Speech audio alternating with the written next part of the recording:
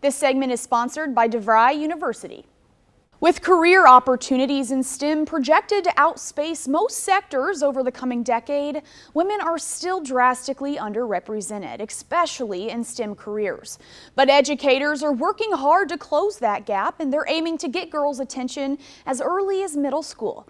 Dr. LaQuinta Sumter is an experienced teacher, children's author, and STEM philanthropist who leads drone and engineering camps throughout the country. And Scarlett Howery is the Vice President of Public Workforce Solutions at DeVry University, and they are joining us this morning live from Chicago with information on how we can join the Women in Tech movement. Good morning. Good morning. Dr. Sumter, according to Women in Tech Network, women make up nearly half of the U.S. workforce, and yet only 35% are STEM employees.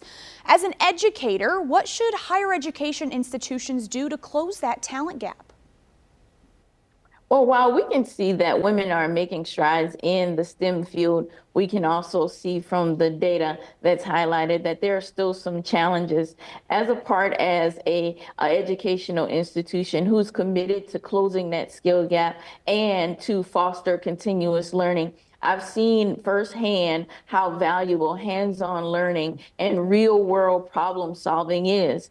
Programs like Her World allow us to provide activities to middle school girls to introduce them to the STEM field. And the program Women in Tech Scholar allows us to provide resources and access to those resources and tools for women who are getting started in the tech field, who give them a start and a heads up in the field. And Scarlett, what are you seeing as the future of tech? What career types do you think will be available the next 5 to 10 years? Yeah, AI and high volume data analytics are changing the way that we work and we learn. You're seeing some positions that are vanishing and other positions that are changing in ways we hadn't even thought about 3 to 5 years ago.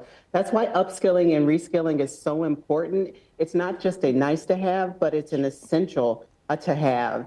Degrees will still be important, but they won't be the only pathway to gaining these skills. Higher ed institutions need to create pathways for learners that are upskilling and reskilling and currently working, as well as those that are new into the workforce and need to gain those skills. An example of this is at DeVry, we infuse AI into our courses at all levels so that learners understand the concepts behind AI, which is important, but also the context behind it as well when we think about undergrad, graduate courses, leaders, as opposed to frontline learners as well, who need to gain those AI skills and use them immediately in their careers. And Dr. Sumter, another question for you, and I'm curious about this. How do you think we can really get girls involved in STEM and make them curious? Well, introducing them at a young age, starting young, is where we can get them curious in understanding that STEM is available for them. Many young women do not get into STEM because they lack role models and don't see themselves being successful in that space. But programs like Her World allow us not only to provide the students with young students with access to activities in the STEM field, but also to access to seeing role models in the field who are working in the field and look like them. And they can tell them and show them that there is space for them to be successful in the field.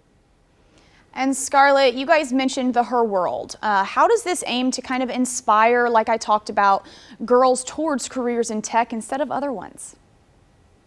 Yeah, like Dr. Sumter, I am so passionate about this initiative. We get to bring STEM to young girls when they're still very curious. They get to do hands-on activities. They get to meet leaders in STEM like Dr. Sumter and feel inspired and see people that look like them to really help them believe that they can do STEM.